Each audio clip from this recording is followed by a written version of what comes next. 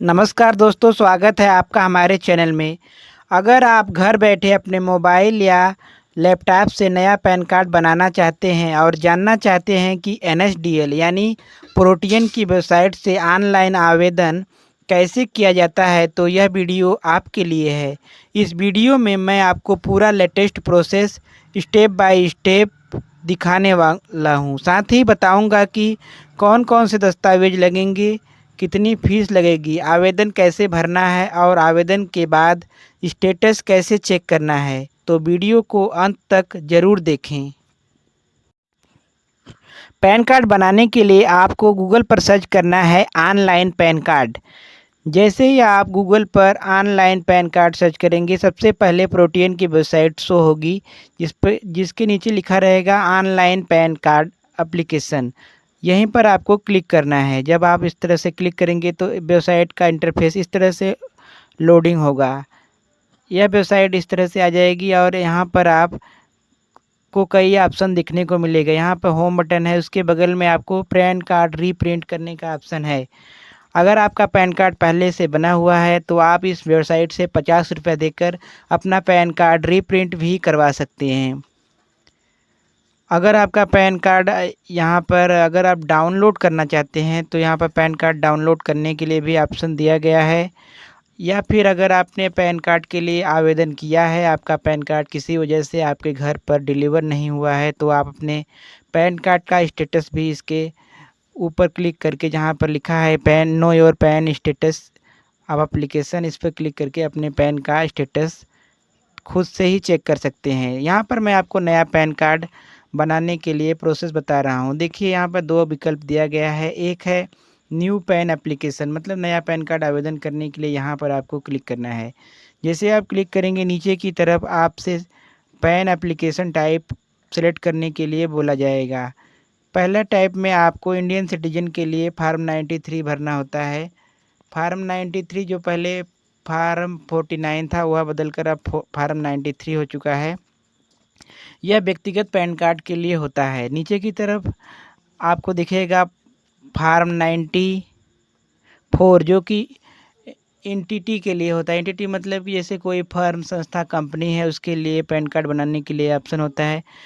तीसरे ऑप्शन में आपको फॉरेन सिटीजन्स के लिए पैन कार्ड बनाने के लिए ऑप्शन है। और चौथे ऑप्शन में आपको फॉरेन एंटिटी मतलब फॉरेन विदेशी लोगों के फर्म, संस्था, कंपनी के लिए पैन कार्ड बनाने का ऑप्शन है।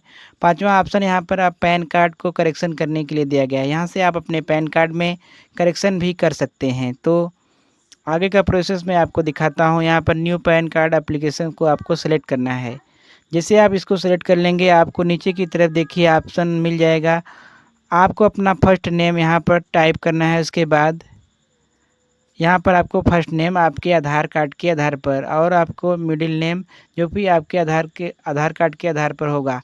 अगर आपका फर्स्ट नेम है और मिडिल नेम नहीं है, लास्ट नेम है, तो मिडिल नेम का कॉलम छोड़ दीजिएगा। अगर आपका लास्ट नेम है केवल, मतलब कि केवल एक ही नाम है एक वर्ड का, तो आप उसे लास्ट कॉलम में ही टाइप कीजिएगा। यहाँ पर आप अपना डेट ऑफ बर्थ अपने हाई स्कूल के मार्कशीट के आधार पर, आयुष्मान कार्ड के आधार पर, या फिर वोटर आईडी के आधार पर टाइप करेंगे। आधार कार्ड का डेट ऑफ बर्थ अब मान्य नहीं होगा। आधार कार्ड के अलावा ही आपको कोई और डेट ऑफ बर्थ प्रूफ के रूप में देना पड़ेगा। जो मैंने अभी बताया है उनमें से कोई एक प्रूफ आपके पास होना चाहिए।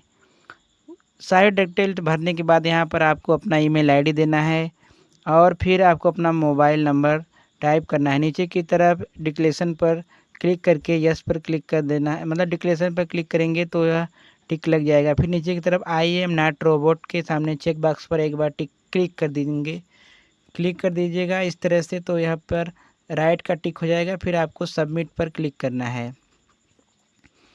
जैसे आप सबमिट पर क्लिक करेंगे, आपको एक टोकन नंबर प्राप्त हो जाएगा। उस टोकन नंबर को आपको नोट करके रख लेना है, क्योंकि उसी टोकन नंबर से आगे का प्रोसेस होगा। फिर आपको रिज्यूम एप्लीकेशन पर क्लिक करना है। जब आप रिज्यूम एप्लीकेशन पर क्लिक करेंगे तो आपको टोकन नंबर एंटर करने के लिए बोला जाएगा। यहाँ पर आप अपना टोकन नंबर डायल करेंगे उसके बाद आप यहाँ पर अपना ईमेल आईडी जो कि आप रजिस्ट्रेशन करते समय दिए हैं वह ईमेल आईडी यहाँ पर टाइप कर दीजिएगा। उसके बाद ईमेल आईडी कृपया ध्यान दीजिए, ईमेल आईडी एकदम सही टाइप कीजिएगा, क्योंकि जब NSDL पैन कार्ड बना देगा उसके बाद इसी ईमेल आईडी पर पैन कार्ड भेजता है, इसलिए आप लोग अपना ईमेल आईडी सही से टाइप कीजिएगा। इसके आगे आपको अपना डेट ऑफ बर्थ जो आपने रजिस्ट्रेशन के समय दिया था वो यहाँ पर टाइप कर लेंगे। फिर आई एम नॉट रोबोट पर क्लिक करके सबमिट पर क्लिक कर देंगे। जैसे ही आप सबमिट पर क्लिक करेंगे थोड़ी देर तक प्रोसेस होने के बाद इस तरह से लोडिंग होगा। लोडिंग होने के बाद आपके सामने इस तरह का इंटरफेस आएगा, वेबसाइट पर इस तरह का इंटरफेस आएगा। यहाँ पर आपको 3 प्रकार से पैन कार्ड के लिए आवेदन करने का विकल्प प्रोवाइड किया गया है।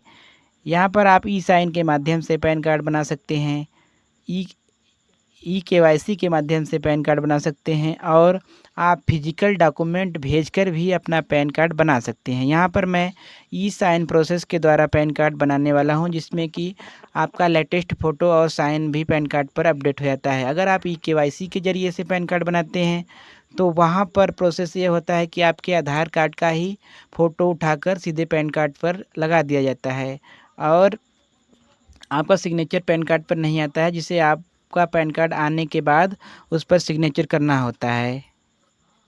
तो इस तरह से आपका सारा डिटेल्स आने के बाद यहाँ पर आपको अपने पिता का नाम टाइप करना है, फिर पिताजी का लास्ट नेम टाइप करना है, फिर माता का नाम आपको टाइप करना है जो कि आपके हाई स्कूल के मार्कशीट के आधार पर हो। उसी के आधार पर आप अपना माता का लास्ट नेम भी टाइप कर देंगे। फिर नीचे की तरफ आप नेक्स्ट पर क्लिक कर देंगे। इस तरह से नेक्स्ट पर क्लिक करने के बाद आपको यहाँ पर अपना इनकम का सोर्स बताना है। अगर इनमें से जो भी आपका सोर्स है वह सिलेक्ट कर लीजिए। यहाँ पर मैं नो इनकम सेलेक्ट करके आगे बढ़ रहा हूँ। फिर आपको यहाँ पर रेसिडेंट पर क्लिक करना है।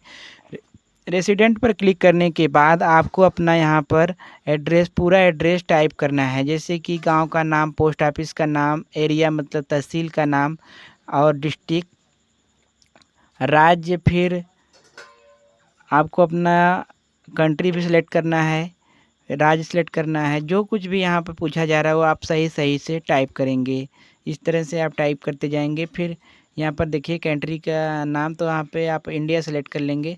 जैसे आप इंडिया सेलेक्ट करेंगे आगे के प्रोसेस में आपको आपका राज्य चुनने के लिए बोला जाएगा। यहाँ पर मैं उत्तर प्रदेश से हूँ इसलिए मैंने यहाँ उत्तर प्रदेश सेलेक्ट कर लिया है।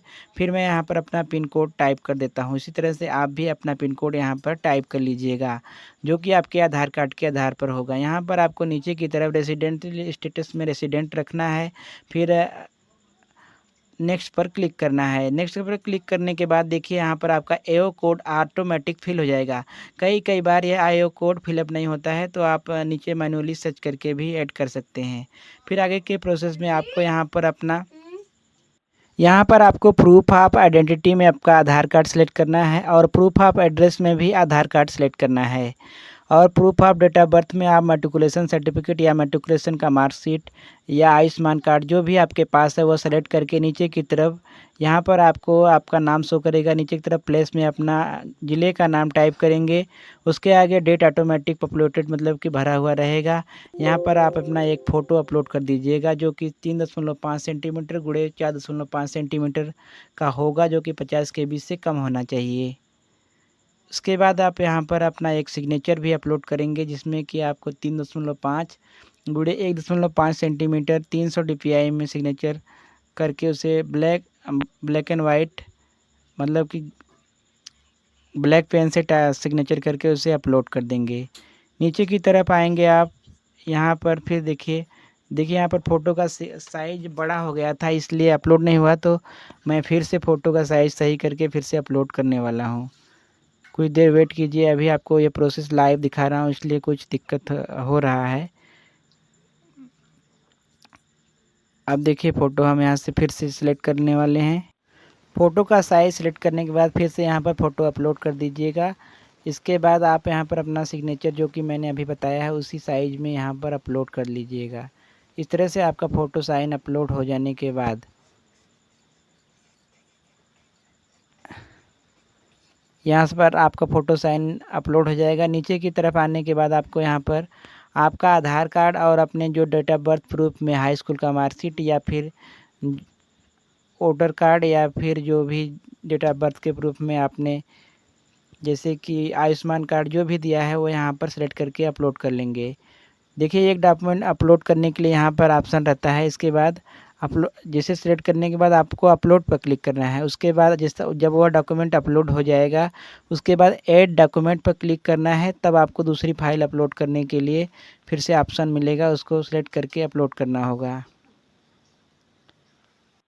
यहाँ पर आप अपना आधार कार्ड सेलेक्ट करके अपलोड पर क्लिक कर दीजिएगा और अपलोड हो जाएगा। उसके बाद फिर आपको अपना डेट ऑफ बर्थ प्रूफ जो भी आपने सेलेक्ट किया है ऊपर बताया है कि वो अपलोड करना है, उसको आपको 300 DPI में स्कैन करके अपलोड पर क्लिक करना है।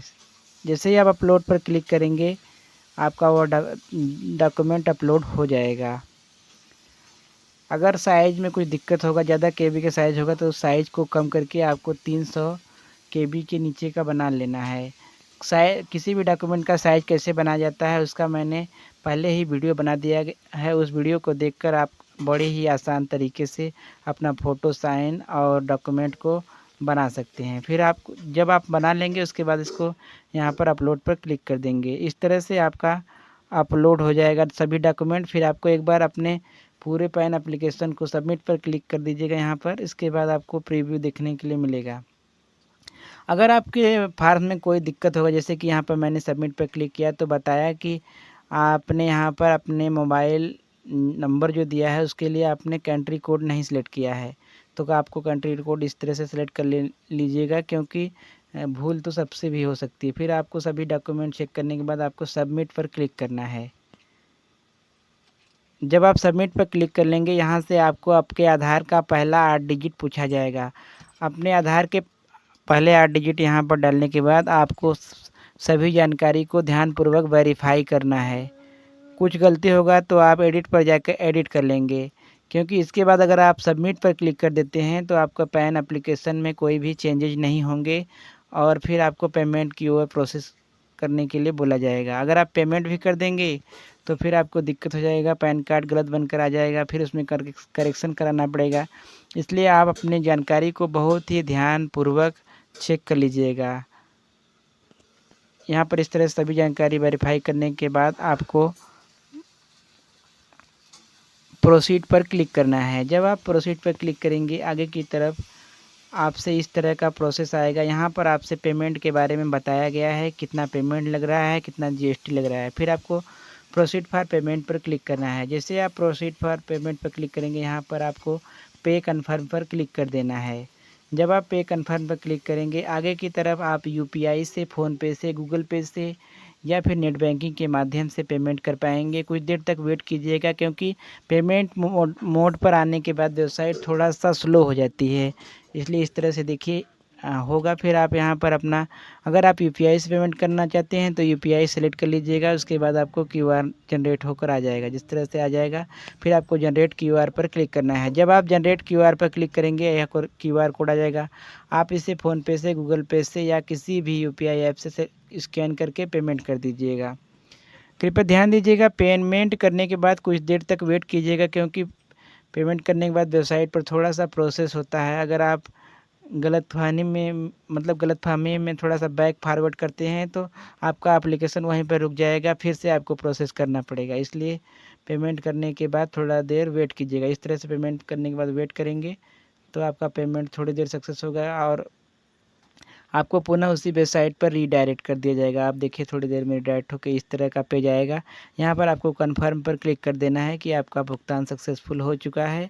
फिर आपको यहाँ पर आधार ऑथेंटिकेशन के लिए बोला जाएगा। आपको राइट पर टिक करके ऑथेंटिकेट आधार पर क्लिक करना है। फिर आपको OTP जनरेशन के लिए क्लिक कर देना है। जब OTP जनरेशन पर क्लिक करेंगे आपके आधार से रजिस्टर्ड मोबाइल नंबर पर एक OTP भेज जाएगा कि जो कि 6 डिजिट का होता है। उस OTP को यहाँ पर एंटर करके सबमिट पर क्लिक कर दीजिएगा। कभी कभी OTP आने में कुछ देर होता है तो आप 10 मिनट तक वेट कर लीजिएगा, क्योंकि आपको यहाँ पर 3 ही मौके दिए जाएंगे। अगर आप 3 बार गलत करते हैं तो फिर आपका पैन एप्लीकेशन वहीं पे रिजेक्ट हो जाएगा, मतलब रद्द हो जाएगा, फिर आपका पेमेंट वापस कर लीजिएगा। फिर आप यहाँ पर देखिएगा प्रोसीड फॉर ई साइन पर क्लिक कर दीजिएगा। इस तरह से आप प्रोसीड फॉर ई साइन करेंगे। यहाँ पर आपसे आपका वीआईडी या फिर आधार नंबर पूछा जाएगा। आधार नंबर या वीआईडी नंबर यहाँ पर इंटर कीजिएगा। मैं तो आपको रिकमेंड करूँगा कि आप अपना आधार नंबर इंटर करके सेंड ओटीपी पर क्लिक करिएगा। इस तरह से अपना आधार नंबर करने के बाद यहाँ पर सेंड ओटीपी पर क्लिक कीजिए। थोड़ी देर प्रोसेस होने के बाद आपके फ़ोन पर ओटीपी पहुंच जाएगा। ओटीपी को यहाँ पर टाइप कीजिएगा। कृपया ध्यान दीजिए, यहाँ भी आपको 3 मौके दिए जाएंगे। अगर 3 बार गलत करते हैं तो आपका पैन एप्लीकेशन वहीं पर रुक जाएगा और आपका पेमेंट जो कि आप कटा हुआ है 106.90 वह रिफ़ंड हो जाएगा, लेकिन आपका पैन कार्ड नहीं बन पाएगा। जब आप ओटीपी को सबमिट कर देंगे इस तरह का पेज लोडिंग होगा। यहाँ पर आपको दिखे लेफ़्ट साइड में दिखेगा डाउनलोड पीडीएफ, वहाँ पर क्लिक करके आप एक पीडीएफ को डाउनलोड कर लीजिएगा, या फिर यहाँ पर ही आप देख कर यहाँ पर अपना डेट ऑफ बर्थ डालेंगे तो यह पीडीएफ आपको दिखने लगेगा कि आपका पैन कार्ड का एप्लीकेशन फॉर्म जो भरा गया है वो यहाँ पर शो हो जाएगा। इस पैन एप्लीकेशन को आपको अपने फ़ोन में, मोबाइल में या फिर लैपटॉप, डेस्कटॉप में सेव करके रख लेना है। इसको कहीं भेजने की आवश्यकता नहीं है। 10 दिन के अंदर ही आपका पैन कार्ड आपके रजिस्टर्ड एड्रेस पर बाय पोस्ट एनएसडीएल द्वारा भेज दिया जाएगा। कृपया ध्यान दीजिएगा, अगर आप पैन कार्ड आपका नहीं आता है तो आप स्टेटस चेक करने के लिए एनएसडीएल की उसी वेबसाइट पर जो मैंने पहले ही प्रोसेस में बताया था कैसे चेक करना है, वहां पर जाकर ही आप अपने स्टेटस को चेक कर सकते हैं। इस तरह से आपका पैन कार्ड एप्लीकेशन बन गया है। अगर आपको हमारा वीडियो पसंद आया है, अगर आप अभी तक वीडियो को हमारे देख रहे हैं तो इसलिए वीडियो को देखने के लिए आपका बहुत बहुत धन्यवाद। इस चैनल को सब्सक्राइब कर लीजिए और वीडियो को लाइक कर दीजिए।